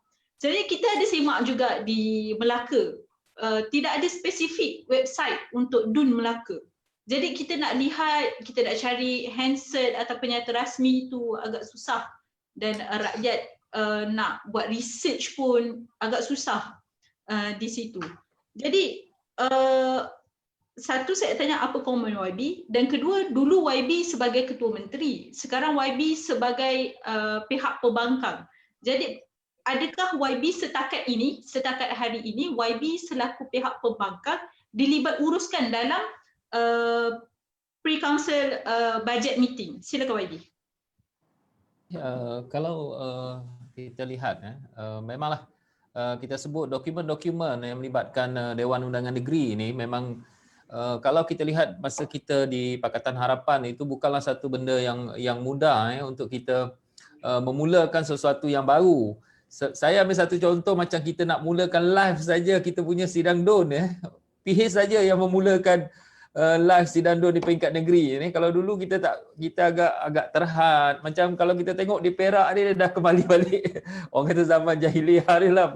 Wartawan pun tidak boleh bersama dan sebagainya. Saya rasa dengan dunia moden, dunia digital, orang semua kita boleh hantar melancong sekarang ni pun dah boleh virtual tourism dah kan. Jadi kalau kita lihat kadang-kadang kita ke belakang kembali sebenarnya. Memang kita dulu di peringkat Pakatan Harapan, kita cuba melakukan banyak perkara dan juga pembaharuan supaya bagi kita lebih terbuka, akan memberikan lebih banyak ruang untuk rakyat membuat penilaian sebenarnya. Sebenarnya rakyat kalau macam tadi disebut, bukan sahaja kepada yang faham dengan dunia digital, bagaimana masyarakat luar bandar, macam mana kalau kita lihat mereka yang bekerja, bukan semua boleh mengikuti apa yang telah kita bincangkan. Ini adalah antara cabaran-cabaran yang kita harus hadapi juga.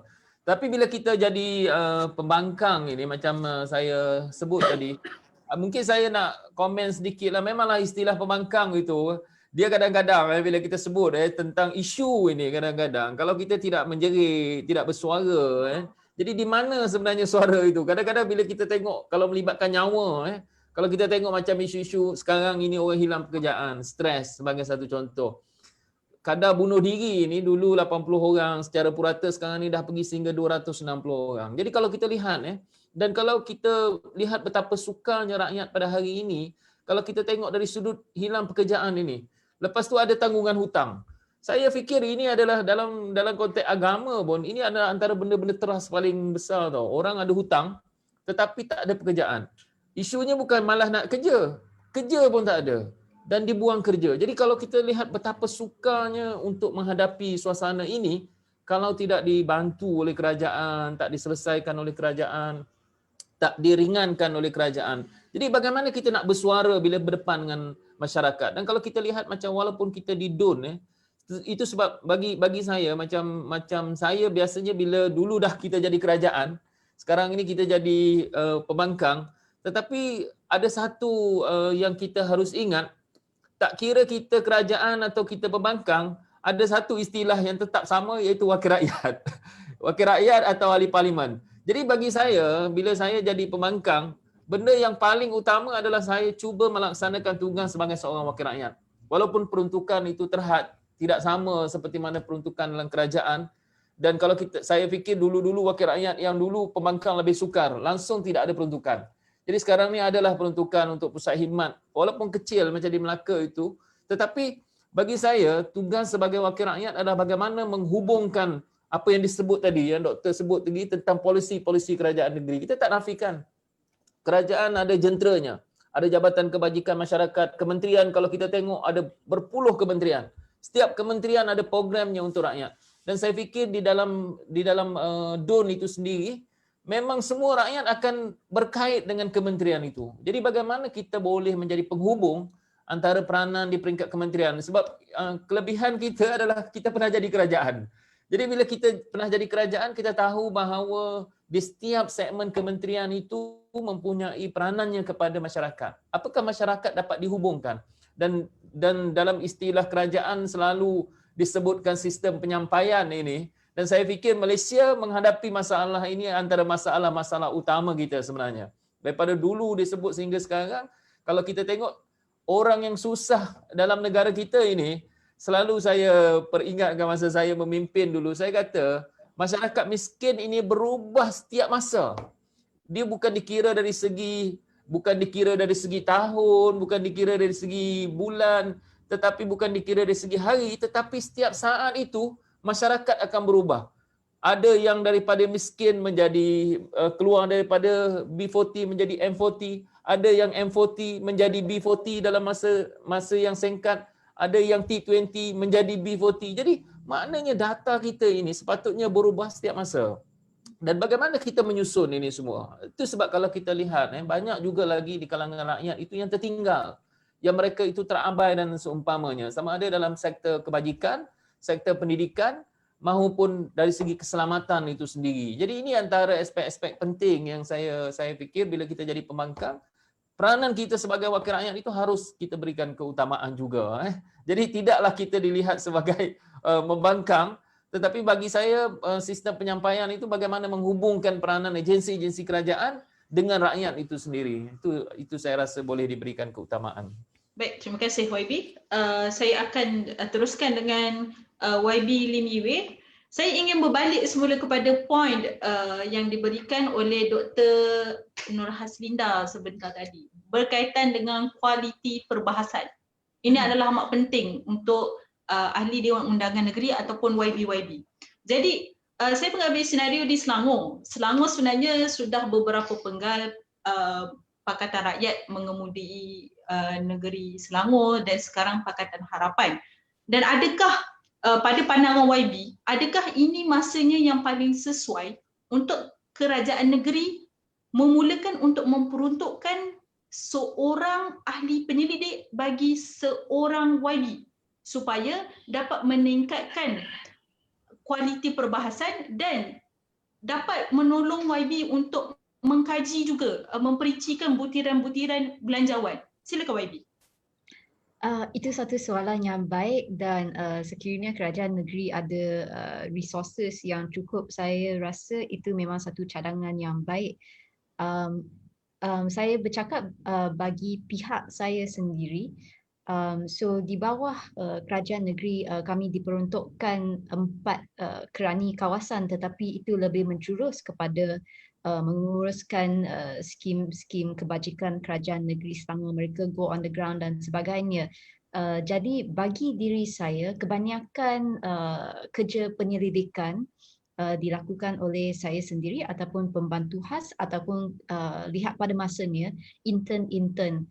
Tetapi saya sebagai seorang adun penggal pertama memang dari segi gerak kerja ni memang mengalami sedikit masalah kesinambungan apabila it comes to the research. Katakan kalau nak carikan data ataupun hasil kajian yang dulu, memang ada sedikit masalah kesinambungan, dan apa yang kami hadapi di Dewan Negeri Selangor ialah pejabat setiausaha Dewan Negeri mereka berkhidmat kepada semua jawatan-jawatan kuasa pilihan khas. So dari segi gerak kerja memang penyelidik mereka agak stretch out. Jadi kalau setiap adun boleh dapat satu penyelidik, itu memang satu perkara yang bagus. Kalau tidak pun mungkin satu kawasan ataupun satu daerah boleh kita ada pooling lah. So ada pasukan 2 atau 3 orang penyelidik di mana semua adun dari satu daerah, contohnya daerah Petaling ataupun Klang boleh menggunakan kepakaran para penyelidik tersebut, dan saya percaya ini akan meningkatkan tahap perbahasan lah. Tetapi kadang-kadang kita juga perlu mengambil kira bahawa bagi sesetengah adun masa perbahasan tu macam masa performance, dia seperti performance. Jadi kadang-kadang pun mereka tidak menggunakan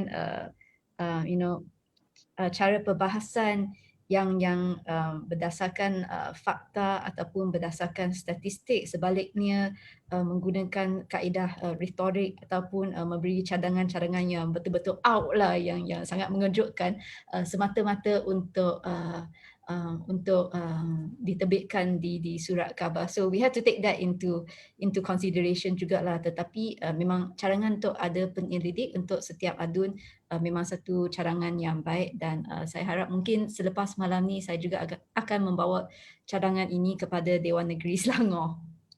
Saya amat gembira dengan bila dengar YB ingin membawa cadangan ini ke negeri Selangor, sebab sebenarnya kalau kita lihat banyak negara telah pun mengamalkan sistem ini. Kalau tidak silap saya, di Indonesia pun mereka sudah mula memperuntukkan untuk setiap YB itu ada ahli penyelidik. Di Australia dan di New Zealand pun telah mengamalkan sistem begitu, dan saya rasa ini adalah, kalau kita ingin menggerakkan sistem demokrasi kita ke arah yang lebih matang, kita perlukan YB-YB yang perlu berhujah berdasarkan fakta, figures, data dan sebagainya. Jadi memandangkan masa kita agak suntuk, kita ada soalan daripada penonton. Saya ingin meminta jasa baik daripada para panelis kita untuk menjawab dalam masa yang singkat dengan jawapan yang padat dan tepat. Jadi soalan pertama daripada saudara Jaden Ng, iaitu di Pahang dan Sabah mempunyai sistem adun lantikan. Adakah ia membawa satu kesan yang positif atau negatif? Saya dapat baca ini konteks dalam adakah ia membawa satu kesan negatif atau positif dalam sistem demokrasi kita. Jadi saya ingin memberi peluang kepada YB Siva untuk menjawab soalan ini. Silakan YB. Okey, pelantikan di Pahang adalah baru-baru ini berlaku. Sebelum itu tidak ada. Tetapi pendapat saya ini adalah wajar. Sebab pelantikan ini akan mereka akan mewakili minoriti yang memang tidak dapat dipilih. Macam di Pahang, mereka kata akan diwakili untuk orang asli, orang asal. Jadi orang asal memerlukan suara mereka didengar Dewan Undangan Negeri. Jadi ini adalah sesuatu yang harus something that we should accept it. Tetapi pada masa yang sama, pelantikan itu has to be for the benefit lah. Jangan untuk benefit parti pemerintah saja. Hanya nak tambahkan 5 undi.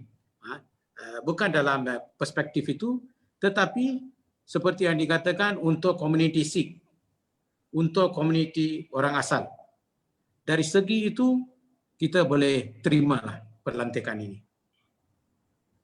Okay. Baik, terima kasih YB. Jadi kita akan bergerak kepada soalan yang seterusnya, dan soalan ini ditunjukkan kepada Dr. Nur Haslinda oleh saudara Ika Daniel. Katanya di Malaysia ini, di Dewan Undangan Negeri dan di Parlimen, kita mengamalkan sistem ala Westminster, yang mana pada khidmat beliau, badan legislatif kita ni dilihat agak jauh untuk menuju kepada sifat yang lebih demokratik, bebas dan berautonomi, dan ada lagi campur tangan daripada eksekutif. Jadi apa pandangan doktor untuk kita mereformasikan perkara ini? Silakan doktor. Sila unmute doktor. Okay. Terima kasih Sister Fatihah. Okey, apabila kita melihat peranan badan legislatif di mana soalan yang dibawa oleh saudara Muhammad Ika Daniel ini menyatakan jauh daripada elemen demokrasi bebas dan berautonomi. Saya melihat kita harus berbalik kepada sistem of government in Malaysia, di mana kita mengamalkan sistem parliamentary demokrasi. Apabila kita mengamalkan sistem parliamentary demokrasi, bermaksud di sini ada fusion of power between eksekutif dan juga legislatif. Badan eksekutif dan badan legislatif, di mana pihak eksekutif ini, ketua menteri ataupun menteri besar dan juga esko-esko menjadi ahli-ahli Dewan Undangan Negeri sebagai wakil rakyat. Jadi di sini dari segi fusion of power ini kita melihat kepada peranan yang dimainkan, dual responsibility or collective responsibility yang dimainkan oleh pihak eksekutif sebagai kerajaan dan juga sebagai ahli Dewan Undangan Negeri. Jadi apabila kita mahu mewujudkan satu badan legislatif yang lebih berautonomi, ya, mempunyai kuasa yang lebih bebas, yang mana dia menyatakan bahawa mereformasikan institusi legislatif yang bebas dalam setiap proses masa. Jadi di sini saya melihat kepada elemen demokrasi itu ada. Sebab badan legislatif ini terdiri daripada wakil-wakil rakyat yang diberi mandat melalui pilihan raya. Jadi elemen demokrasi itu jelas, ya. Kita mempunyai ciri demokrasi dalam pembentukan institusi legislatif dalam konteks Malaysia ini. Jadi di sini kita melihat kepada mandat-mandat yang diberikan kepada wakil rakyat melalui pilihan raya. Kuasa rakyat ini digunakan melalui peti undi dan mereka ini dilantik melalui pilihan raya. Itu adalah demokrasi. Dan dari segi reformasi, bagaimana kita mahu mewujudkan badan legislatif yang lebih efektif?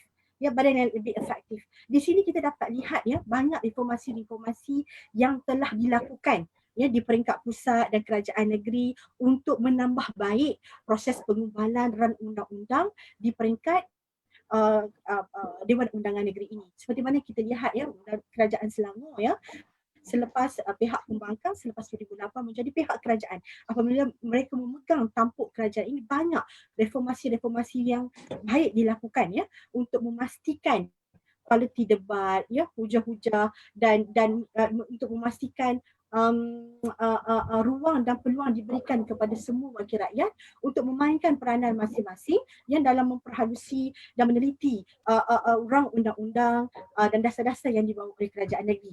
Sebab mereka pernah berpengalaman ketika menjadi pihak pembangkang tidak diberi peluang itu. Ya, maka reformasi yang dilakukan apabila pihak pembangkang memegang tampuk kerajaan, mereka merubah proses pengubahan itu, menambah baik proses pengubahan itu, di mana ruang dan peluang diberikan, ya, untuk kesemua wakil rakyat untuk menyuarakan pendapat, untuk mempengaruhi proses legislatif, meneliti dan memperhalusi rang undang-undang. Jadi dari segi autonomi itu ada penambahbaikan yang kita dapat lihat, ya, untuk badan legislatif kita. Dari segi demokrasi ada penambahbaikan yang dilakukan. Okey, baik, terima kasih Doktor. Jadi kita telah pun sampai ke penghujung webinar kita pada malam ini. Jadi saya ingin meminta kesemua para panelis untuk membuat satu penggulungan bagi perbincangan kita pada malam ini secara ringkas dan padat. Jadi saya mulakan dengan Dr. Haslina. Silakan. Fatihah. Di sini dalam merancangkan pembangunan, dalam merencanakan pembangunan dan perbelanjaan menerusi bajet tahunan, pada pandangan saya, ya, kesemua wakil rakyat yang mewakili rakyat, ya, ahli Dewan Undangan Negeri harus memainkan peranan masing-masing dengan penuh kematangan, ya, dengan penuh kematangan dan rasa tanggungjawab dalam memastikan dalam konteks Belanjawan Negeri 2021 ini tiada golongan yang tercicir dan tiada golongan yang terpinggir, terutama sekali dalam golongan, ya, terutama sekali golongan yang terkesan akibat penularan COVID-19 ini. Ini sangat penting kerana sekiranya belanjawan ini tidak menepati kehendak rakyat, apakah kemungkinan yang akan berlaku? Kita harus ingat, ya, apabila belanjawan ini gagal memenuhi kehendak rakyat, ya, maka ketidakpuasan hati ini dapat diterjemahkan melalui peti undi, ya. Yang mana kita dapat lihat, ya, dalam sistem kerajaan demokrasi ini rakyat dapat menterjemahkan, ya, sokongan, ya, kepada parti politik melalui peti undi. Suara rakyat adalah suara keramat. Jadi penting, ya, dalam konteks pembentukan pengubahan rang undang-undang perbekalan 2021 di peringkat negeri untuk kedua-dua, ya, daripada pihak pembangkang maupun pihak kerajaan untuk memastikan keperluan rakyat, ya, kehendak rakyat dipenuhi. Baik, terima kasih Doktor. Saya teruskan dengan YB Siva untuk menggulung perbincangan kita pada malam ini. Silakan. Terima kasih. Setiap wakil rakyat seperti kita adalah dianggap sebagai one-stop center. Yang saya maksudkan one-stop center itu adalah kerana apabila rakyat mempunyai masalah, yang dia tahu, yang dia kenal adalah wakil rakyat dia. Wakil rakyat dialah yang paling rapat kepada dia. Mereka tidak tahu siapa itu kaunselor, ahli majlis. Jadi mereka akan datang ke kita. Dan kita are the people who are supposed to deliver. The delivery system itu datang daripada kita. Jadi isu-isu rakyat harus dibangkitkan, di Dewan Undangan Negeri. Dan juga kita harus dapat feedback daripada Dewan Undangan Negeri. Yang saya nampak hari ini, ada satu perkara yang berlaku di Dewan Undangan Negeri Johor dalam pembentangan bajet. Dalam Dewan Undangan Negeri Johor telah memperuntukkan sebanyak RM150,000 peruntukan untuk adun pembangkang. Ini adalah kali pertama yang saya dengar sebanyak RM150,000. Saya tahu bahawa Selangor telah memperuntukkan kepada ahli Dewan Undangan Negeri Pembangkang dan juga di Pulau Pinang dan di Melaka pun. Macam kita dapat untuk pusat khidmat sedikit. Tetapi dari segi peruntukan tahunan tidak dapat. Jadi sudah sampai masanya kerajaan-kerajaan negeri ini mempertimbangkan supaya tiap-tiap wakil rakyat yang dipilih oleh rakyat, yang diberi mandat oleh rakyat, diberi peruntukan bukan yang sama seperti kerajaan pun, serba sedikit untuk menjaga kesihatan, kestabilan dan kehendak rakyat. Terima kasih. Baik, terima kasih YB. Seterusnya saya menjumpa YB Adli, silakan. Sila unmute YB. Okay, kalau kita lihat kepada kita punya topik ini, memanglah kita tahu bahawa peranan kita sebagai wakil rakyat itu, tak kira kita di peringkat kerajaan ataupun pembangkang, dia memang cukup penting sebenarnya. Nama pun wakil rakyat kan. Jadi bila kita berperanan dalam kerajaan, maka suara rakyat itu harus kita laksanakan melalui inisiatif-inisiatif kita lah. Jadi kalau kita berperanan sebagai pembangkang dan tugas wakil rakyat itu tetap ada juga pada kita, sama ada kita diberikan peruntukan ataupun tak diberikan peruntukan, dan bagaimana kalau kita diberikan peruntukan, bagaimana kita cara mengagihkan peruntukan. Sebab itu saya masa dulu jadi ketua menteri, antara selalu yang saya tanya apakah sistem ataupun pelaksanaan yang kita buat ini sudah bagus. Jadi saya selalunya sepanjang 22 bulan itu pegawai kerajaan tahulah, saya akan bertanya semua benda yang saya buat. Kenapa saya harus membuat ini? Kenapa saya perlu buat ini? Kenapa wakil rakyat ini nama dia ini? Kenapa kita dalam dewan itu kita soal jawab itu 1,5 jam? Kenapa kita buat soal jawab 1,5 jam? Lepas tu kenapa kita tak peruntukkan soalan itu? Kadang-kadang kenapa dewan kita mesti 3 hari, mesti 5 hari, mesti 7 hari? Kenapa kita buat begini? Ikut suka kita ke atau ikut politik kita? Jadi selalunya saya akan bertanya semua dasar-dasar ini. Sehingga kan kadang-kadang bila saya pergi satu program, saya akan tanya, kenapa saya kena merasmikan Hari Alam Sekitar? Kenapa Hari Alam Sekitar ini mesti dibuat dalam bentuk ini? Tidak Hari Alam Sekitar ditanam pokok-pokok, saya kena pergi tanam pokok, tidak saya pergi berucap. Jadi selalunya saya 22 bulan itu, pegawai kerajaan memang biasanya akan tahu bahawa saya akan sentiasa menyoal sistem yang sedia ada. Itu sebab bagi saya, untuk Malaysia pergi ke depan dan kita semua, wakil rakyat pergi ke depan, kita harus melihat balik apa peranan kita dan bagaimana kita boleh berperanan dengan lebih baik. Walaupun kita disebut pembangkang ke ataupun kita disebut kerajaan sekalipun, backbencher ke ataupun sebagainya, tetapi bagaimana kita boleh menyusun peranan ini. Dan saya fikir dengan kajian, dengan pandangan macam disebut tadi, bukan sahaja kajian daripada pengkaji kita, tetapi secara keseluruhan berdasarkan pengalaman kita kalau kita rangkum, dan mungkin boleh ditunjukkan contoh-contoh. Kalau macam Pakatan Harapan negeri mungkin Selangor, Pulau Pinang, boleh menunjukkan jalan keluar bagi satu sistem yang lebih adil, yang akhirnya dapat menatijahkan sesuatu yang terbaik bagi rakyat, sama ada di peringkat negeri ataupun secara dasar, secara keseluruhan di peringkat persekutuan. Okay. Itu saja. Terima kasih YB. Seterusnya saya menjumpa YB Lim Yiwei untuk menggulung. Bagi saya ringkas saja, saya ingin menggalakkan semua rakyatlah untuk mengambil minat dan juga mengambil tahu tentang hal-hal pentadbiran negeri. Memang saya tahu untuk mengambil tahu dunia politik ataupun dunia pentadbiran kerajaan ini sangat memeningkan untuk everyday person lah, sebab dia banyak birokrasi dan sebagainya. Tetapi kalau saudara-saudari betul-betul percayakan bahawa wang yang terdapat di kerajaan itu, hasil cukai itu ialah datang dari hasil pendapatan dan kerja keringat kamu, saya ingin menggalakkan semua untuk mengambil tahu tentang belanjawan negeri. Dan juga kalau nak melanjutkan lebih lagi untuk mengambil tahu tentang belanjawan pihak berkuasa tempatan PBT, sebab saya pernah jadi ahli majlis sebelum PIU ke-14 dan di mana kerajaan negeri di bawah BN pada masa tu, ramai orang tak tahu peranan ahli majlis. Saya lahir di Perak, membesar di Perak dan selama 18 tahun saya tidak pernah nampak ahli majlis saya turun padang.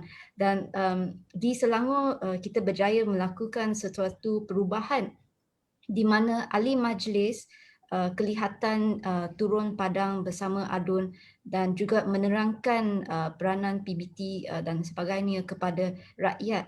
Tetapi it must be a feedback loop lah, di mana rakyat juga harus mengambil tahu tentang belanjawan negeri supaya boleh bagi satu feedback yang lebih menyeluruh kepada wakil rakyat anda untuk bawa ke sidang dewan dan perbahasan belanjawan negeri. Baik, terima kasih YB atas pengulungan yang ringkas sebentar tadi. Jadi perbincangan kita pada malam ini belanjawan negeri 2021, peranan pembangkang dan backbencher sebagai penimbang tara. Kita dapat menyimpulkan di sini bahawa YB daripada pihak pembangkang, daripada pihak kerajaan, pembangkang dan juga backbencher adalah amat penting, serta peranan rakyat memberi feedback kepada YB juga adalah penting untuk kita merangka satu belanjawan yang empathy dan inklusif supaya kita dapat memastikan bahawa tidak ada pihak yang ketinggalan di belakang. Dan saya amat mengharapkan satu wacana akademik yang dapat mengenengahkan lagi sistem Dewan Undangan Negeri kita di Malaysia ini dapat diperbanyakkan lagi dan dapat dirancangkan lagi. Jadi saya ingin mengucapkan terima kasih kepada kesemua para panelis kita pada malam ini kerana mengambil bahagian dalam satu perbincangan yang amat bermanfaat dan menarik. Jadi terima kasih. Mungkin pada masa hadapan kita akan menjemput lagi para panelis kita pada malam ini untuk wacana yang akan datang. Jadi, terima kasih. Assalamualaikum warahmatullahi wabarakatuh dan salam sejahtera. Salam. Salam. Terima kasih.